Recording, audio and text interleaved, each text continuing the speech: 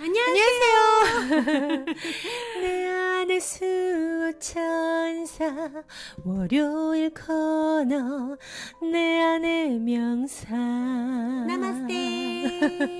왜 나마스테예요? 인도 명상 뭔가 그런 느낌을 아하. 주기 위해서 나마스테. 여러분 안녕하세요. 여러분 안녕하세요. 월요일 내 안의 명상 시간이 돌아왔습니다. 열렸습니다.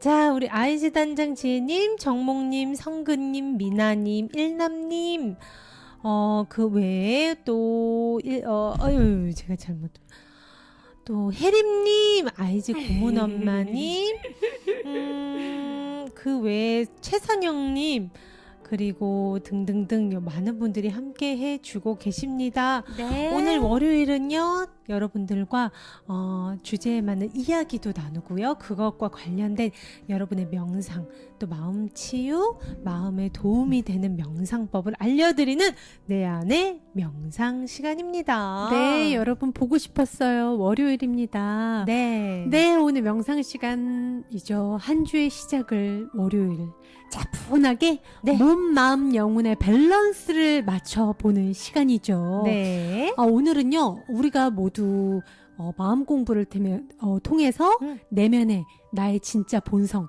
영혼의 자리가 어디 있는지, 어떤 느낌인지 체험하기 위해 명상을 한다고 했잖아요. 네. 진짜 나 자신이 누군지 알기 위해서 하는 거라고요. 네. 근데 그 과정에서 꼭 필요한 게 있습니다, 여러분. 어떤 거요? 바로 용서예요, 용서. 그래서 오늘 용서. 우리가 주제 명상, 내 안의 명상 주제로 용서와 용서 명상에 대한 얘기를 여러분과 나눠볼까 하는데 쉽지 않죠. 네. 살아가면서 어떻게 보면은 가장 어려운 게 용서인 것 같아요. 맞아요. 네, 맞아요. 늘, 저는 명상을 시작하고 또 마음 공부를 시작하고 나서 굉장히 제가 저의 기억의 초창기 네. 거의 뭐 3-4살 때죠. 그때부터 제가 용서해야 될 사람들을 쫙 한번 훑어본 적이 있었어요. 쉽지 않았어요. 쉽지 않았어요. 쉽지 않았는데 그분 이렇게 한번 쫙 갈무리라고 해야 될까요? 네. 쫙 돌아보니까 처음에는 어려웠던 게 두 번째 다시 이렇게 되돌아볼 때는 조금 더 쉬워지고 조금씩 네, 반복이 될수록 네, 수월해지더라고요. 그것도 굉장히 신기했습니다. 네, 참 쉽지 않습니다. 어려워요. 제가 봐도 정말 용서라는 거는 쉽지가 않은데요. 하지만 우리가 정말 행복하고 또 충만한 삶을 난 살아가고 싶다 하는 그 과정에선 반드시 해야 되는 게 굵직하게 용서잖아요. 맞아요. 그쵸? 네. 나를 아프게 했던 누군가, 나를 힘들게 했던 그 사람, 한 명씩은 우리가 가슴에 아마 품고 계실 것 같은데요. 용서에 대한 얘기를 네. 나눠보기 이전에 제가 감명 깊게 읽은 세계적인 베스트셀러 작가이자 영성 작가였죠. 웨인 다이어 님의 글을 한번 가지고 와봤어요. 행복한 이기주의자라는 그 스카이캐슬에 나온 그 책의 작가님이세요. 웨인 다이어 박사.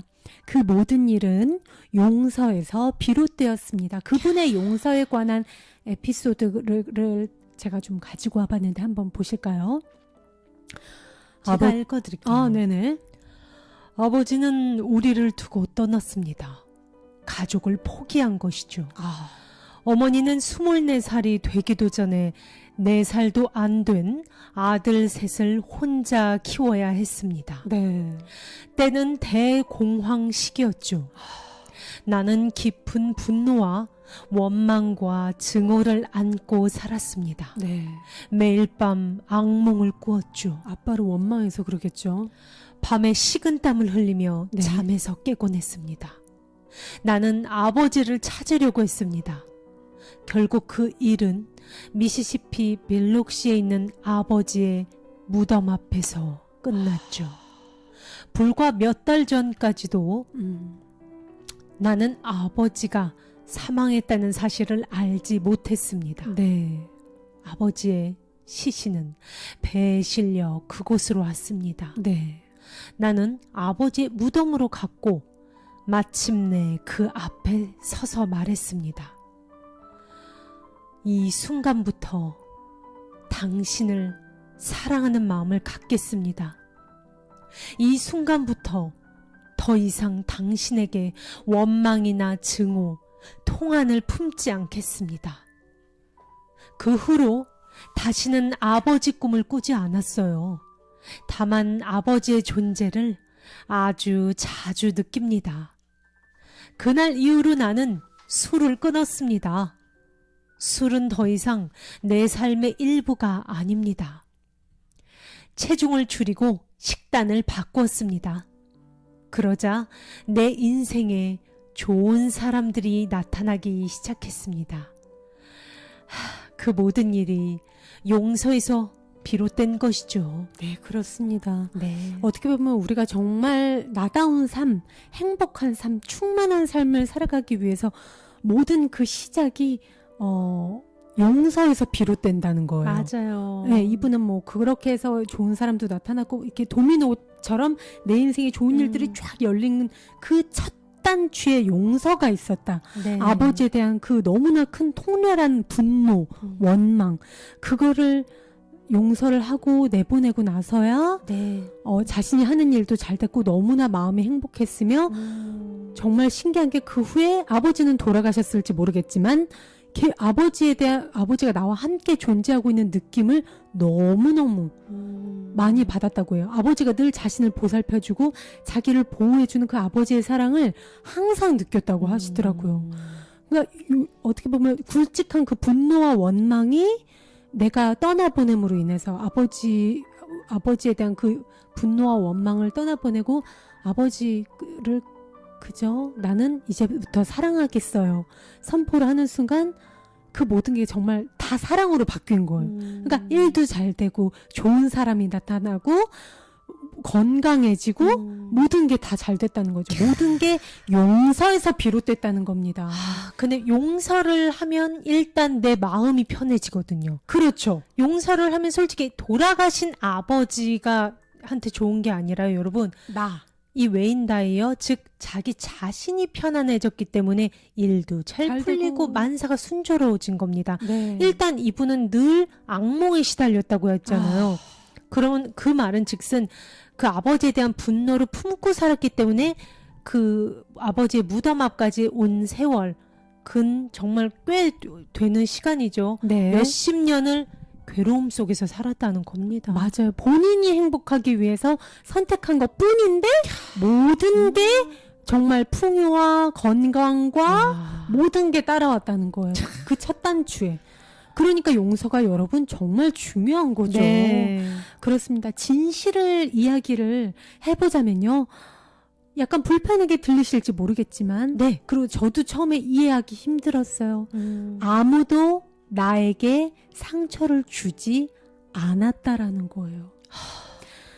이 현실, 세상, 이 삶, 라이프, 이 세상도 나한테 상처를 주지 않았어요.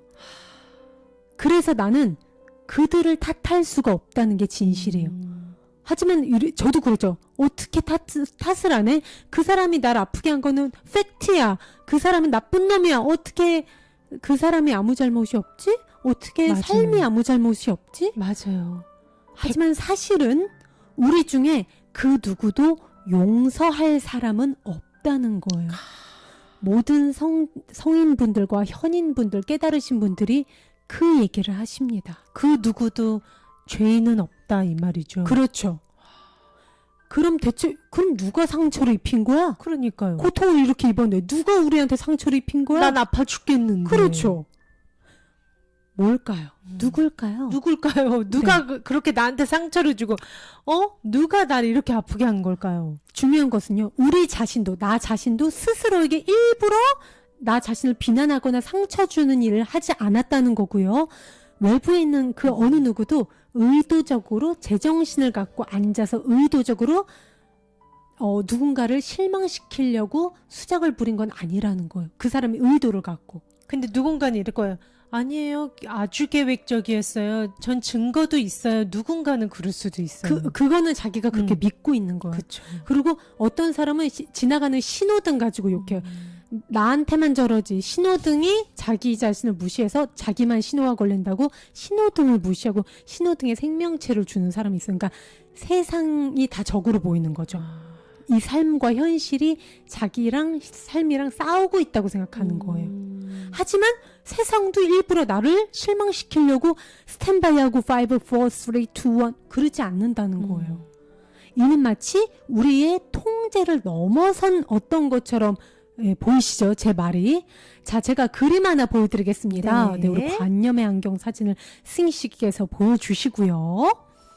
많은 분들이 지금 아직도 갸우뚱 하실 거예요. 도대체 무슨 얘기일까? 하지만 우리가 보면요.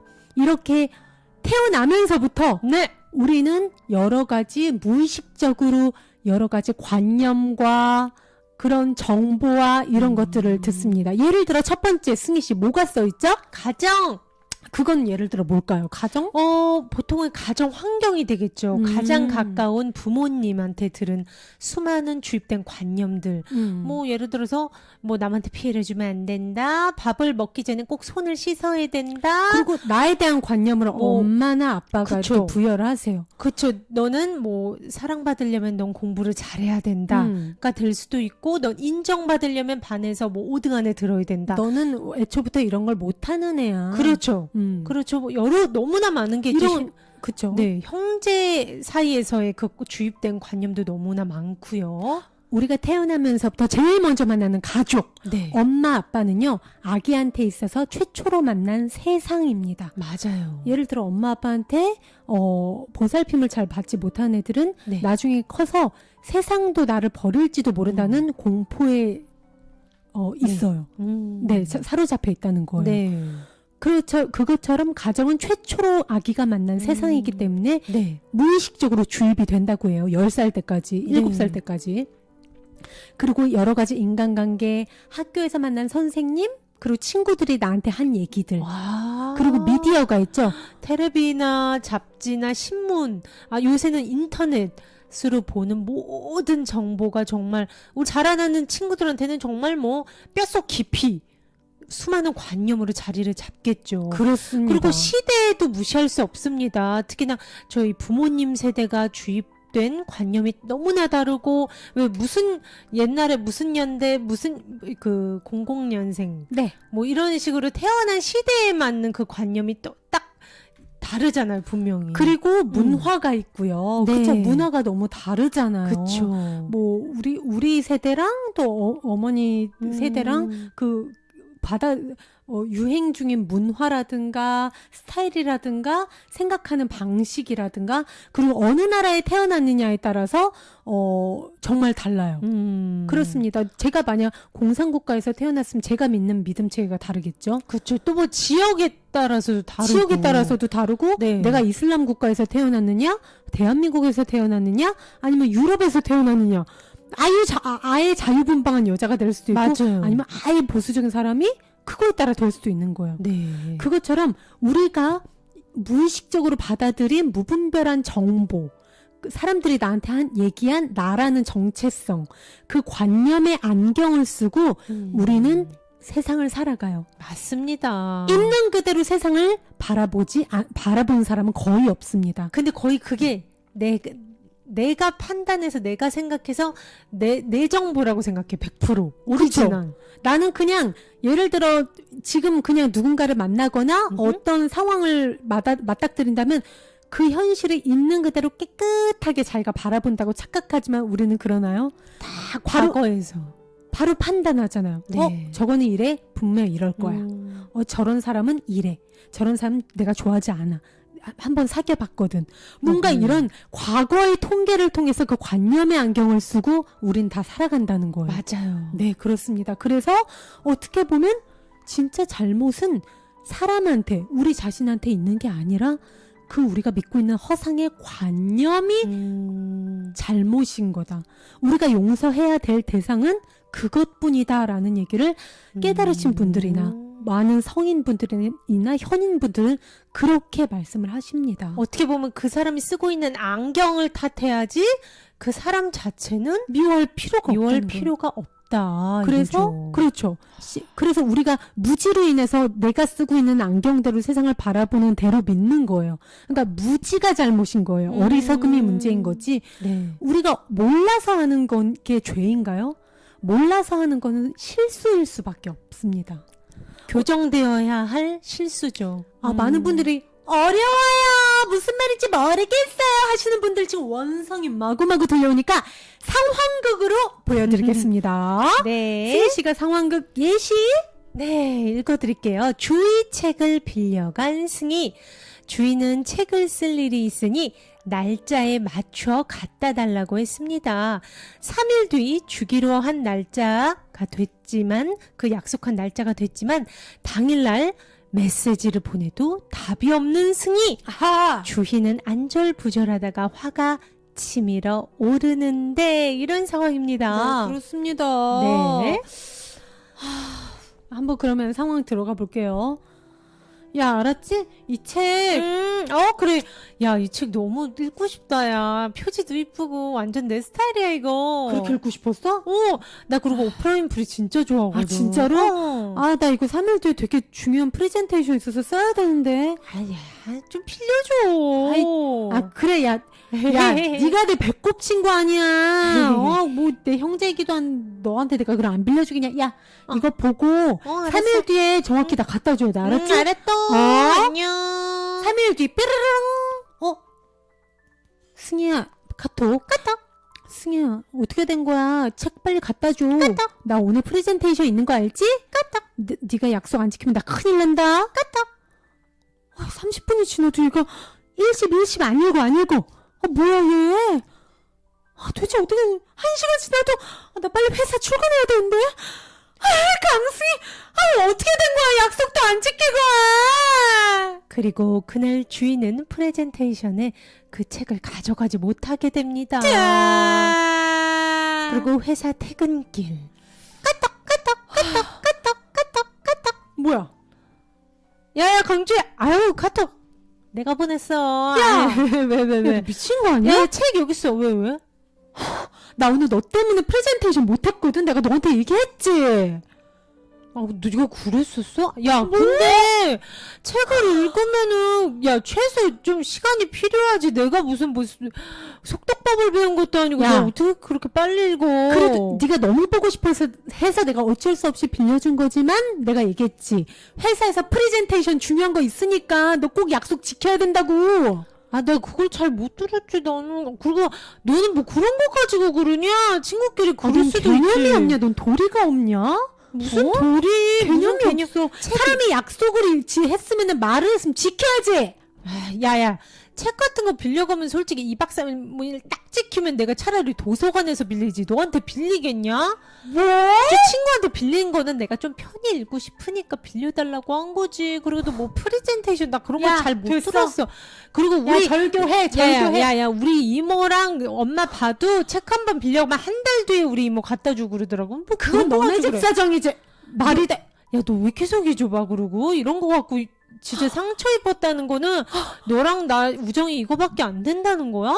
또 용서해야 될 사람이 적반하장 아니야? 적반하장이 아니라 우리 집에서는 이런 게 되게 아무렇지 않은 일인데 너는 왜 이렇게 오버하냐고. 이런 상황입니다, 여러분. 어이없죠? 정말 적반하장입니다. 어떻게 보면. 자, 지금 각자가 믿고 있는 믿음 체계를 한번 알아볼게요. 네네. 먼저 저 주희, 책을 빌려준 주희는 어떤 믿음을 갖고 있는지 주희의 믿음 체계를 승희 씨가 창으로 띄워주면 우리 다 같이 믿음 체계를 보겠습니다. 조금 크게 띄워주시고요. 1번, 승희는 말로 한 그 약속을 반드시 지켜야 한다. 이건 사람의 도리야. 저는 엄마한테 그렇게 배워왔고요. 학교 선생님한테 그렇게 해야 바른 거라고 배워왔어요. 그게 당연한 거 아니에요? 그렇죠. 2번째, 승희는 나에게 피해를 주면 안 된다. 우리 엄마가 말씀하셨어요. 남한테 피해를 주면 안 된다, 주희야. 그거는 절대 하면 안 되는 거야. 그러면 나쁜 사람이에요. 그랬기 때문에 승희를 이해하지 못하는 거예요. 하지만 자, 승희의 믿음 체계 승희 씨가 한번 읽어보세요. 약속은 때와 관계의 가까움에 따라서 반드시 또렷이 지키는 것의 정도가 달라질 수 있다.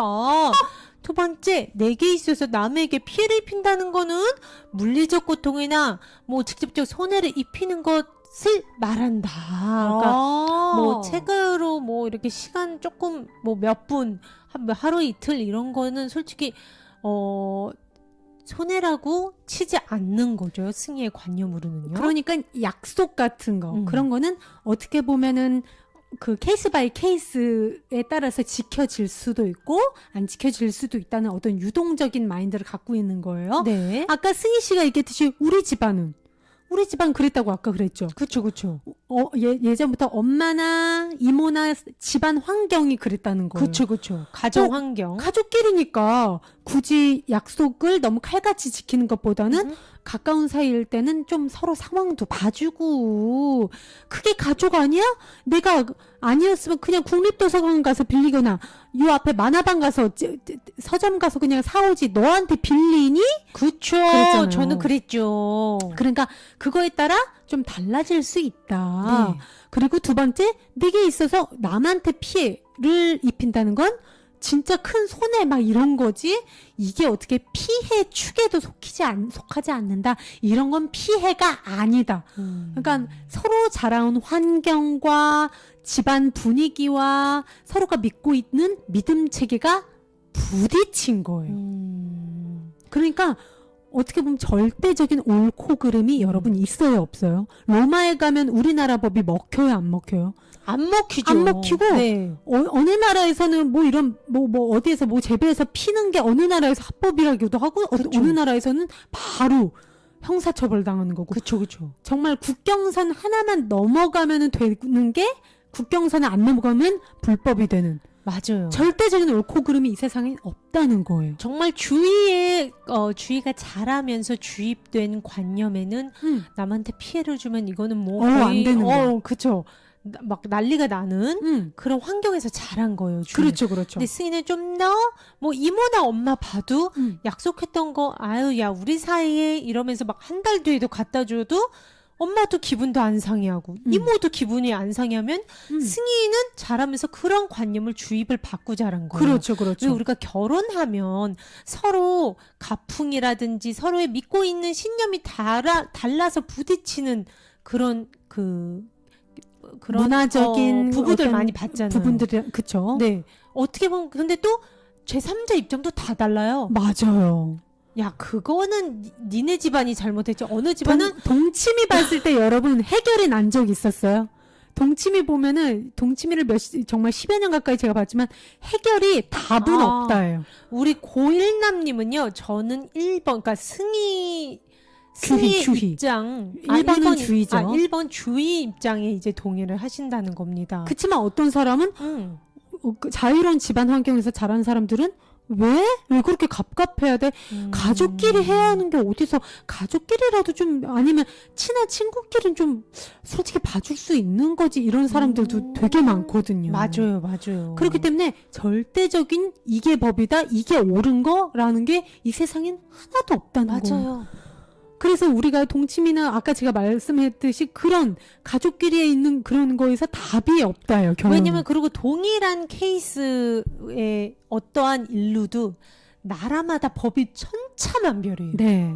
미국에서는 전혀 너무나 아무렇지 않은 일이 우리나라에서는 굉장히 무거운 죄가 될 수도 있고 문화에 따라 시대에 따라 지역에 따라 이건 절대적인 게 없다는 건 뭐예요? 속성이 공하다는 겁니다. 그렇죠. 속성이 없다. 속성이 없다는 겁니다. 그렇습니다. 어떻게 보면 우리가 다들 관념의 안경을 선글라스 색안경을 끼고 서로 바라보는 거예요. 그렇죠. 색안경을 다 벗고선 있는 그대로의 내 앞에 있는 사람이나 상황을 정말 있는 그대로 깨끗하게 바라보는 사람은 정말 단 한 명도 없다는 거.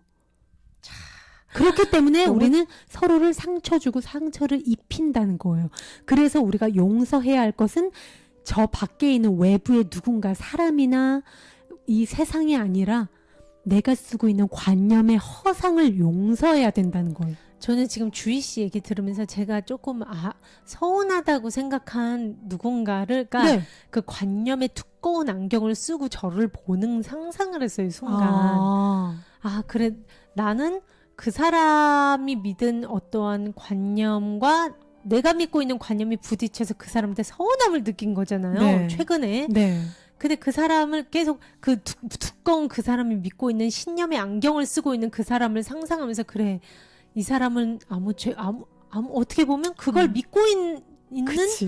그냥 맞아요. 그 존재일 뿐이에요. 맞아요. 부딪힌 건 뭐예요? 나와 그 사람의 다른 관념일 뿐이었던 거예요. 맞아요. 아니면 그 내가 믿고 있는 관념과 있는 그대로 현실이 부딪혔다든가 그런 식으로 우리가 고통을 받고 상처를 받고 누군가를 용서하지 못하는 그런 상황에 처해 있다는 거예요. 하지만 외부에 원인이 있다? 외부에는 원인이 없다. 정말 그렇게 용서를 그 관점으로 이해를 하니까 우리 모두에게는 잘못이 없다. 우리 모두는 있을 수 없다. 그렇습니다.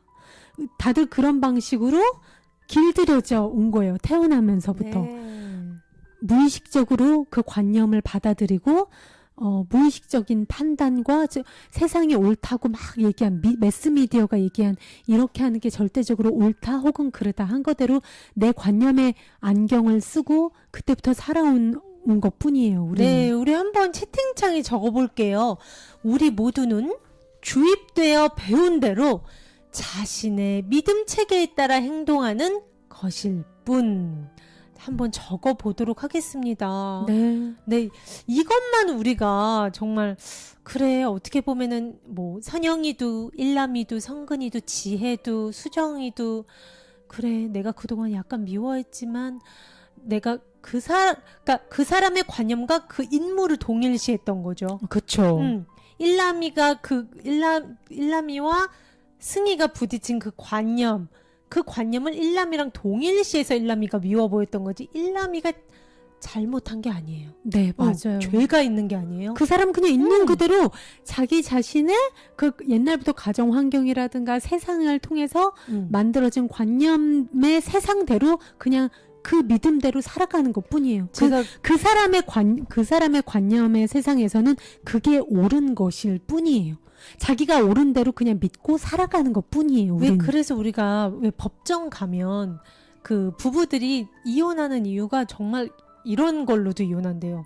그 감자에 설탕을 찍어 먹을래 소금을 찍어 먹을래로 싸우다가 이게 파국까지 이게 이혼 법정까지 간대요. 지금 실제로 이쪽 집안에서는 너무 당연한 거야. 야 어릴 때부터 우린 다 그랬어. 야 감자에 소금 다 길 가다 물어봐 사람한테 그게 어떻게 너 그럼 우리 집안 이상하다는 거야? 우리 집은 옛날부터 흑설탕 찍어 먹었어. 와. 그게 얼마나 맛인데 이러다가 이제 지방에 그런 것까지 가서 그 관념 진짜. 하나가 그러니까 사람들의 비열함이나 누군가의 비난, 거부, 실패가 우리를 낙담시킨 그 주체가 아니라는 거예요. 네. 우리를 실망시킨 건 뭐다?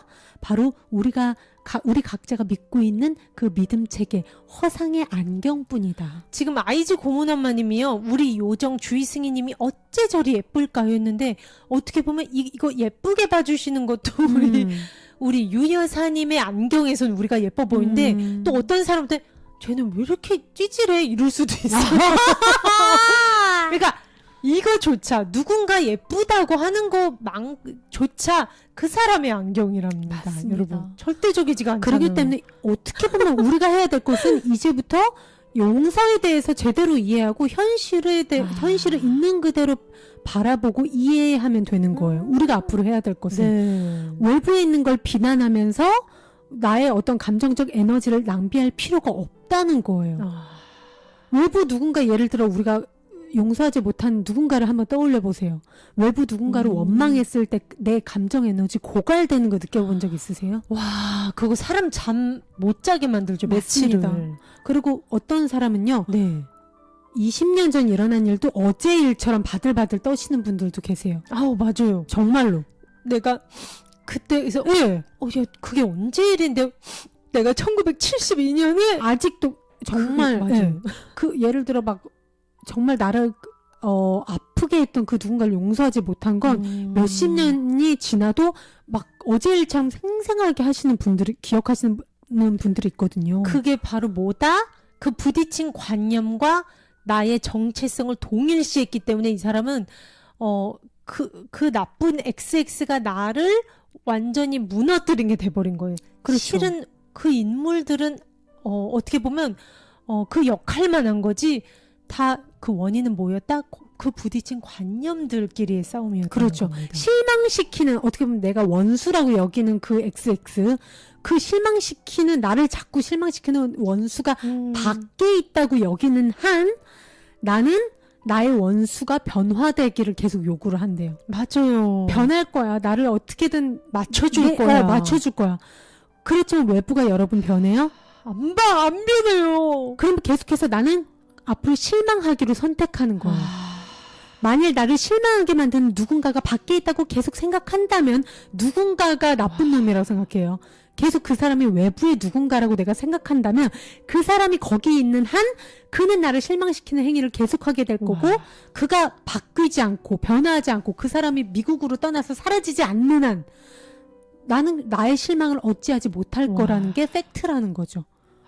그렇습니다. 그리고 웬만해서는 한 사람이 믿고 있는 관념이 바뀌는 게 굉장히 쉽지 않습니다. 맞습니다. 그것까지 여러분들이 받아들이시면 이 관념에서 이 관념, 즉 어떠한 누군가를 누군가한테 상처를 받았다, 아니면 누군가를 용서하는 열쇠를 누가 쥐고 있냐? 바로 나 자신이 쥐고 있다는 거를 여러분이 발견하실 수 있어요. 내가 믿고 있는 허상을 내가 내려놓지 못하는 만큼 상대방도 똑같아요. 그러니까 그 사람은 나랑 똑같다는 거예요. 나도 내 믿음을 놓지 않잖아요. 내가 옳다. 그쵸. 난 이렇게 배워왔으니까. 그쵸. 난 어릴 때부터 이게 맞다고 배워왔어. 이게 옳아. 한 만큼 그 사람도 나도야. 나도 이렇게 살아왔어. 이게 옳아. 똑같은 사람들일 뿐이에요. 우리는 그걸 순진하게 믿고 있는 순수 영혼들이지 우리 순수 영혼이 잘못된 게 아니라 그 허상을 믿고 있는 내 무지만이 용서받아야 될 거라는 거예요. 그 무지만이 내가 순진하게 믿고 있는 그 허상을 순진하게 믿고 있는 그 허상만을 내가 해제시켜주고 해방시켜주면은 된다는 거예요. 우리가 진짜 용서해야 될 대상은 그것뿐이라는 겁니다. 제가 존 그레이 목사님의 용서 이 글을 여러분들께 꼭 보여드리고 싶었어요. 승희 씨가 좀 읽어드리겠어요? 평생 4번밖에 아버지를 보지 못한 그는 가슴속에 늘 아버지에 대한 원망이 있었다. 아버지가 죽음을 통해 아버지의 삶을 들여다 보게 됐어요. 네. 존 그레이 목사님이요. 아버지를 태어나서 4번밖에 보지 못했어요. 네. 그러면서 이제 임종신은 아버지한테 저와 함께 해주시지 못한 것을 용서하겠습니다. 잘 가십시오 했지만 그 마음속에는 아버지를 원망하는 게 너무 두텁게 있었던 거야. 그쵸. 네. 그런데 아버지가 돌아가시고 나서 자기가 아버지에 대해 잘 알지 못했다는 것을 알게 되고 아버지의 삶을 착 한번 들여다보게 돼요. 이 목사님이. 네. 그러면서 우리 자기 할머니죠. 아버지의 어머니, 할머니를 에 대해서 바라보고 자기 아버지를 딱 바라보는 순간 아버지의 어머니인 자기 할머니는 엄청나게 엄격하고 폐쇄적이면서 냉정한 사람이었대요. 그런 엄마 밑에서 자란 아빠를 상상해 본 거예요. 같이 있을 때 전혀 기쁠 수 없는 사람과 평생을 산 우리 아빠라는 생각이 들었대요. 자기 할머니와 함께 지냈던 시절이 기억이 났나 봐요. 이 목사님이. 근데 자기 할머니는 웃음도 없고 엄청나게 엄격하고 단 한 번의 보살핌이나 따스함이 없으신 분이셨대요. 그런 아빠는 자기 엄마한테 사랑을 받았을까요? 아유, 받기 힘들죠. 그러면서 네. 와, 그런 엄마 밑에서 자란 우리 아빠? 그 아빠의 입장이 돼본 거예요. 그러니까 아버지한테 갑자기 화를 낼 수가 없었던 거예요. 어릴 때 자기 아빠가 조금이라도 실수를 하면 당연히 냉대를 받았을 우리 아빠를 생각하자마자 우리 어린 꼬마인 우리 아빠를 생각하자 자비심이 물밀듯이 올라오면서 우리 아빠 참 불쌍한 분이구나. 아, 우리 아빠가 그래서 나한테 그랬구나. 나한테 그래서 사랑을 표현을 하는 방법을 모르셨구나. 아버지는 그래서 나한테 그렇게 대했던 거구나. 아버지의 엄마의 관계, 그 아버지의 그 역사를 쫙 돌아보면서 그 얘기를 들어보면서 아버지를 비로소 이해하게 되었다는 존 그레이 목사님의, 그러면서 용서가 가능해졌다는. 우리가 그리고 왜 굉장히 미워하는 원망하는 난 이 사람 죽어도 용서 못해 하는 네. 그 사람의 과거나 어린 시절을 보면요, 보통 그 사람이 왜 나한테 그렇게 행동했는지, 그리고 왜 그런 관념을 내세웠는지를 거의 알 수가 있습니다. 근데 솔직히 우리가 성인이 돼서 만나는 관계에서는 그런 걸 알기가 쉬워요? 힘들어요. 상대방을 보여지는 상황 그대로만 판단하기 때문에 맞아요. 우리가 어떻게 보면 조금 더 깊숙이 들어가서 그 사람이 왜 그런 믿음을 가진 성격을 가지게 되었는지 그러니까. 알게 되면은 이해하게 되고 용서하지 못할 사람은 한 명도 없다는 거. 저는 그래서 드라마 볼 때마다 참 부러운 게 네. 드라마에선 다 오해를 풀어주잖아요. 그 이러다가 사람이 왜 성장 과정을 통해서 왜 이런 성격이 됐는지. 그리고 그 주인공끼리 싸웠는데 그런 비밀을 누가 다 알려줘. 맞아요. 그리고 막 그 옛날 사진 갑자기 보다가 툭 떨어져서 다 알게 돼. 맞아요. 그렇게 해서 그 사람을 이해하게 될 때, 와, 우리 현실에서도 이런 일이 일어나면 얼마나 좋을까. 맞아요. 아, 그래서 그 남자가 나한테 그날 차가웠구나. 음. 오해했던 게 딱 풀리는 걸 저는 드라마나 영화나 이런 거에서 보면서 우리 현실에도 누가 이렇게 좀 이렇게 너무 와서 좋지. 풀어주면 참 미워하는 것도 적어지고 원망하는 것도 적어질 텐데 네. 가끔은 그런 생각도 해요. 맞아요. 네. 제가 며칠 전에 그 외할머니 얘기를 살짝 해드렸잖아요. 저희 외할머니가 정말 이 존 그레이 목사님의 할머니처럼 정말 엄격하게 저는 할머니 손에서 자랐거든요. 그래서 네. 할머니로 원망하는 게 굉장히 좀 강했어요. 어린 시절부터 너무 막 매도 많이 맞았고 막 그랬기 때문에 할머니에 대한 막 그런 따스한 기억이 없는 거예요. 친구들이 얘기한 할머니 댁에 가면 막 무조건 어유유유유 우쭈쭈 이런 거를 겪어본 적이 없었으니까. 근데 제가 성인이 다 되고 나서 할머니 댁에 이제 며칠 묵었을 때 할머니 앨범을 보고 할머니 엄마에 대해서 얘기해 주세요 이랬더니 난 엄마에 대한 사랑을 받아본 적이 없었고 그런 따뜻한 보살핌이 뭔지 모르신다고. 늘 어린 시절에는 그 계모의 새엄마의 밑에서. 손에서 자랐기 때문에 늘 맞고 늘 도망다니고 늘 불안에 떨었었다고. 그래서 할머니한테는 누군가를 키우고 훈육 방식, 어떻게 보면 할머니한테는 사랑의 표현이 어떻게 보면 매였던 거예요. 그러니까 몰라서 그런 거예요. 무지였던 거지. 그 사람의 그 관념의 안경에서는 어린 시절부터 주입된 프로그램이 뭐예요?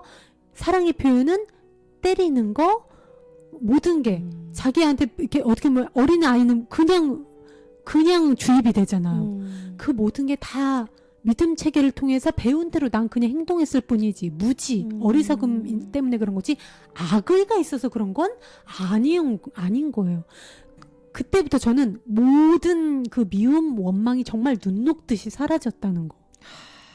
그러니까 우리가 이해해야 하는 것은 내가 사람들을 좋은 사람, 나쁜 사람, 혹은 성자, 죄인 이런 식으로 나누어서 판단하면서 보는 게 아니라 아직 무지에서 깨어나지 못한 사람이구나. 그래서 자기 자신도 뭐가 옳은지 모르고 자기 자신은 그게 옳은 거라고 굳게 믿고 아직도 살고 있는 불쌍한 사람이구나. 내가 그랬듯이 저 사람도 아직은 깨어나지 못해서 그 관념의 안경을 쓰고 그게 옳다고 믿고 있구나. 그냥 그렇게 보게 되는 거예요. 어떻게 보면 측은지심을 갖고. 왜냐면 과거에 나도 그런 식으로 내 안경대로 믿고 살면서 남들한테 상처를 막 줬거든요. 맞아요. 강요하고. 근데 나는 악의를 갖고 그런 건 아니었거든요. 그렇게 어떻게 보면 자기가 믿고 있는 믿음 체계대로 사는 존재로 보는 순간 변화가 일어난다는 거예요.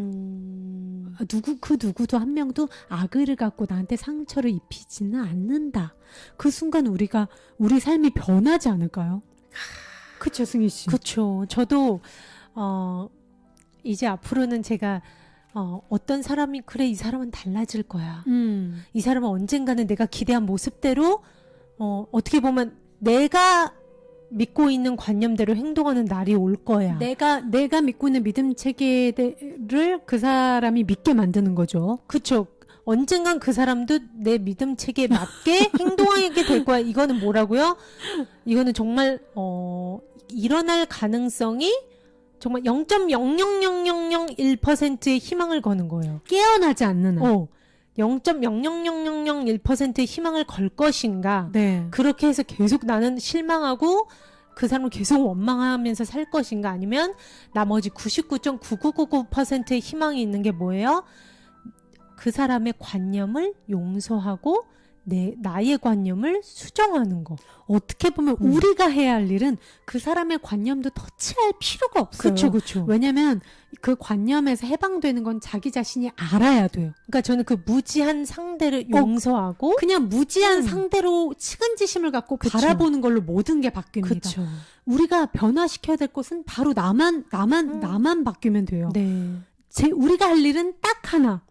오직 그의 내면에서 내가 보는 허상들을 용서하는 거예요. 그러니까 내 관념의 허상을 용서하는 것뿐이에요.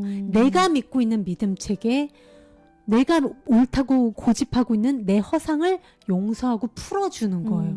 나는 내 허상만 용서하면 돼요.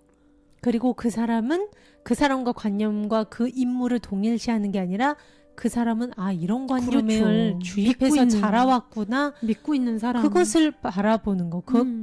깨워진 상태에서 그것을 볼 줄 아는 거. 그렇죠. 네. 우리가 해야 할 일은 우리가 용서해야 할 대상은 그 외부에 있는 누군가도 아니고요. 그 외부에 있는 세상, 현실, 상황도 아니고요.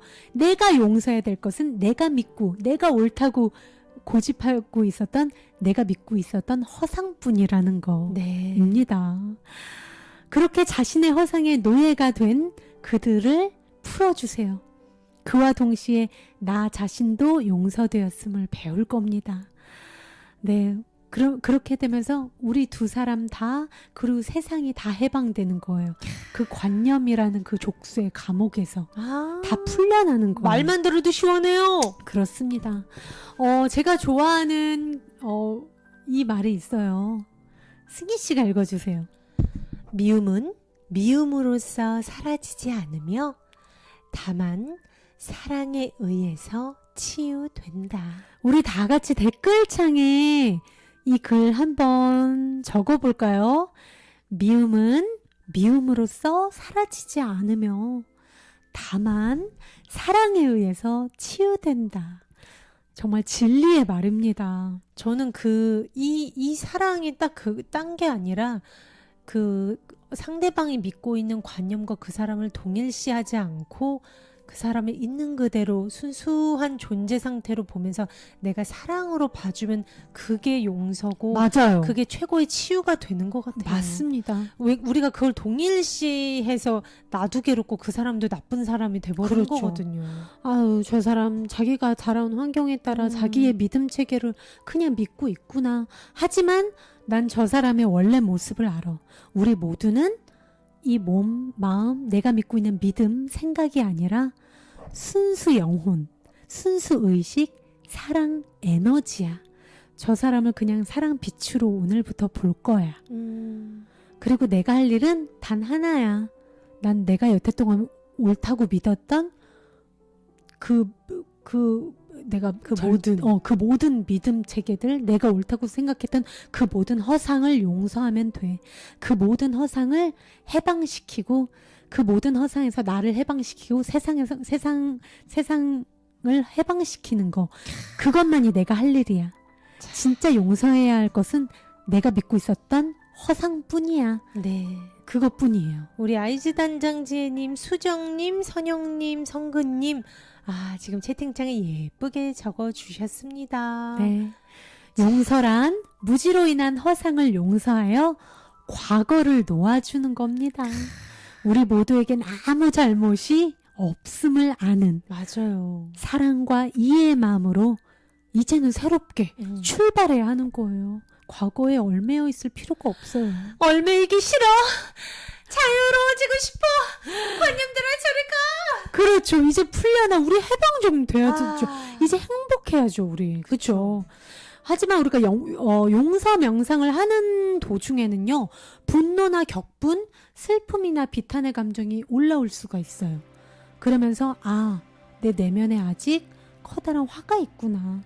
그로 인해 내가 그걸 아직도 가지고 있으면 내가 얼마나 고통스러운지, 내가 얼마나 그걸 믿고 있으면 아픈지를 다시 한번 알 수 있게 되는 거예요. 미워하는 마음은 그 사람을 미워하는 그만큼 나 자신을 미워함을 의미하기에 나를 벌하는 거랑 똑같아요. 그거 다시 한 번만 읽어주세요. 미워하는 마음은 그 사람을 미워하는 그만큼 나 자신을 미워함을 의미하기에 결국엔 나 자신을 벌하는 것과 같습니다. 맞아요. 그렇기 때문에 용서의 의미를 제대로 이해하는 것이 자기 자신을 위해서 꼭 필요한 거예요. 맞아요. 우리가 이 시간 용서의 의미 다시 한번 새롭게 이해하는 시간을 가져봤습니다. 마무리하기 전 용서 명상 함께 해보도록 하겠습니다. 지금 여러분 앉아 계신 자리에서 누워 계시다면 누워 계신 자리에서 조용히 눈을 감고 편안한 마음으로 부드럽게 눈을 감고요. 나의 들숨, 나의 날숨, 호흡을 지켜봅니다.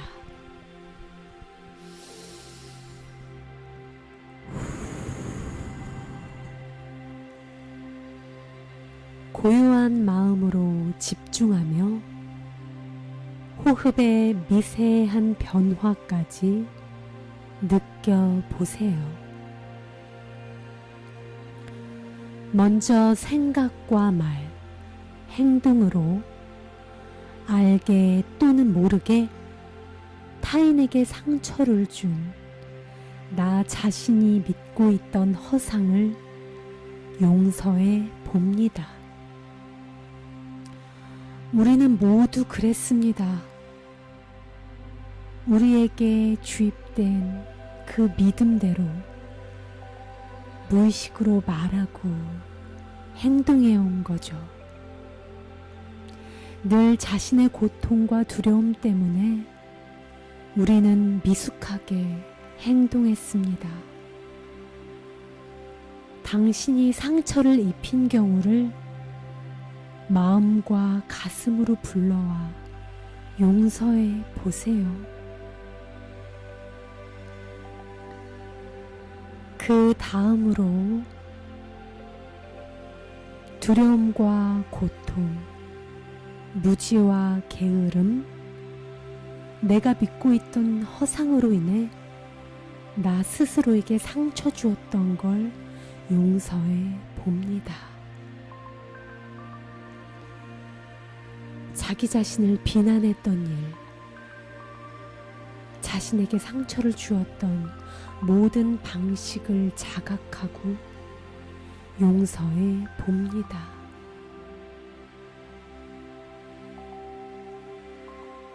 꼭 안아주세요.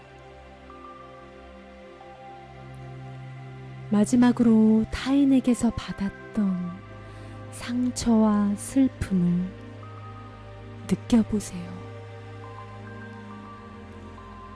두려움과 고통, 혼란에 빠진 그 사람들에 의해서 상처받았음을 이해해 봅니다.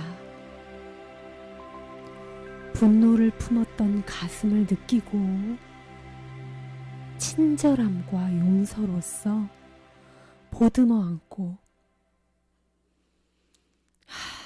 이제 내보낼 때가 되었는지 살펴보세요.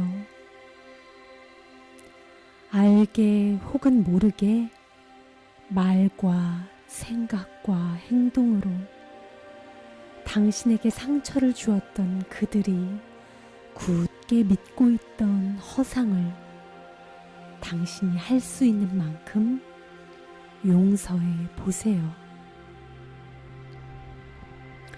우리가 진정 용서해야 할 것은 단 하나, 우리가 믿고 있는 허상뿐입니다. 우리 모두의 영혼은 오로지 신성하고 거룩할 뿐 아무런 잘못이 없습니다.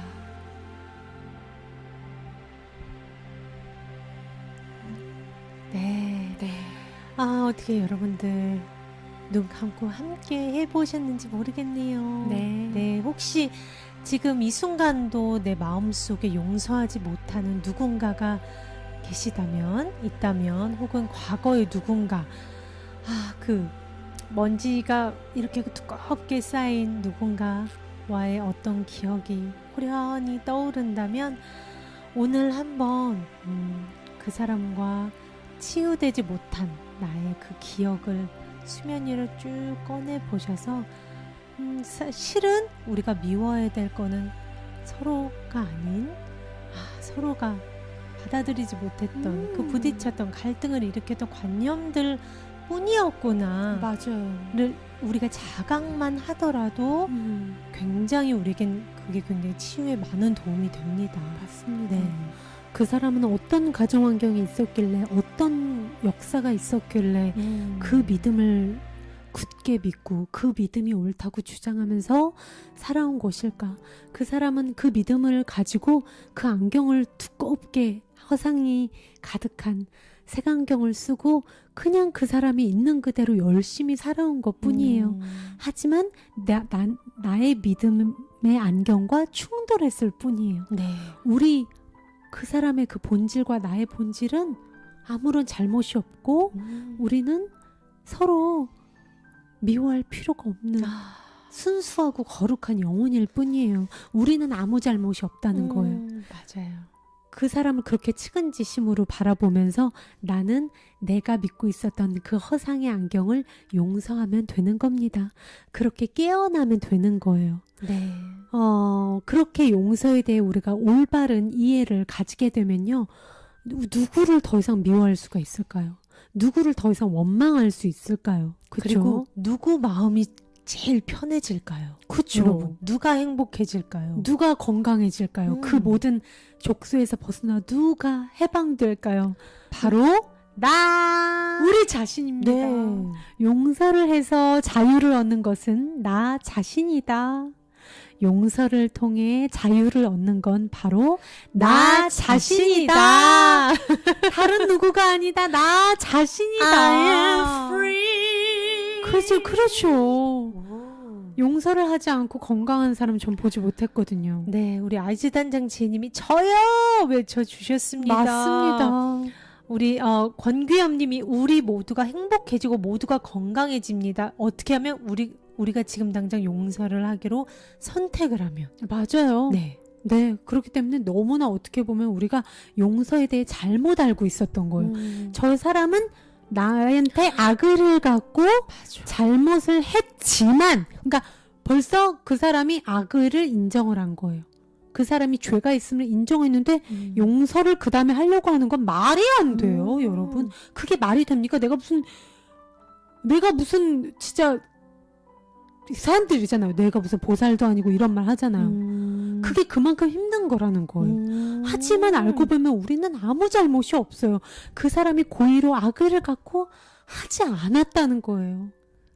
그 관념을 믿기만 한 거예요, 그 사람은. 그렇죠. 너무나 어렸을 때부터. 그렇죠. 보통 하나의 관념을 자기가 굉장히 강하게 믿기까지가 굉장히 오랜 시간이 걸립니다. 우리가 왜 어제 뉴스에서 봤던 것 같고 오늘 내가 막 이러진 않잖아요. 맞아요. 적어도 정말 최소 5년? 특히 우리 같이 이제 조금 20대, 30대 이제 학생의 그 신분을 벗은 사람들은 굉장히 하나를 믿더라도 굉장히 강하게 오래 뿌리를 왜 나무가 뿌리를 깊이 내리잖아요. 시간이 지날수록. 이미 안경이 콘크리트가 돼 있어. 맞아요. 아이들이 7살, 8살, 10살까지는 뇌가 개방돼 있어서 엄마가 하는 말이 법인 줄 알고 다 받아들인대요.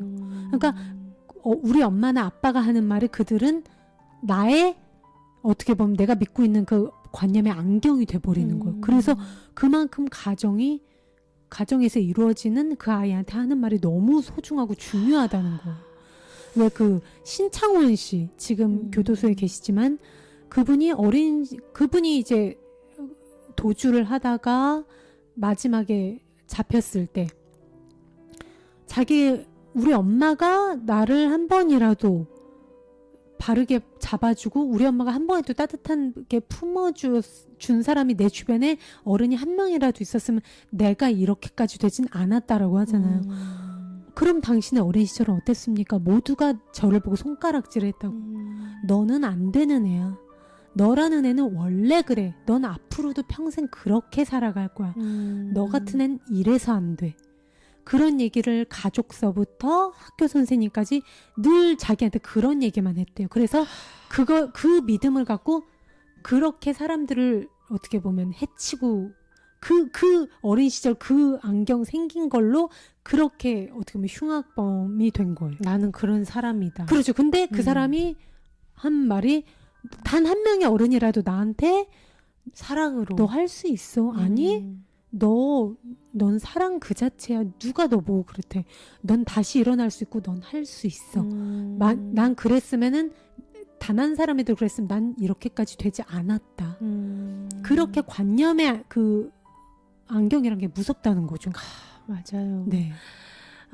오늘 여러분들과 용서에 대해서 이야기 나눠봤습니다. 네. 또 주희 씨가 들려드린 용서 명상 여러분들도 꼭 한번 해보시길 바라면서 오늘은 이만 이제 내 안의 명상 마무리를 지어야 될 것 같아요. 우리 함께 해주신 구독자님들 너무나 감사드립니다. 우리 고일남님이 네. 용서를 하면 마음이 편해지는 것은 제 자신이네요. 나 맞습니다. 자신을 위해서. 네, 우리 자신을 위해서 어떻게 보면 용서할 건 그 인물이 아니라 그 사람이 믿고 있는 관념, 내가 믿고 있는 관념끼리의 그 갈등이었구나를 바로만 안다면 별거 아닙니다. 우리 이제 우리 그 두꺼운 허상의 안경을 벗어버리고 있는 그대로의 내 앞에 있는 사람, 있는 그대로의 세상을 한번 깨끗하게 한번 살아보자고요. 네, 우리가 그래서 이 내 안의 수호천사를 매일매일 마음 공부를 하는 거잖아요. 네. 그 두꺼운 안경을 이젠 벗고 깨어나자고요. 자, 네. awaken my soul, awaken my soul. 자, 네. 여러분 오늘도 귀한 시간 함께 해주셔서 너무너무 감사드리고요. 네.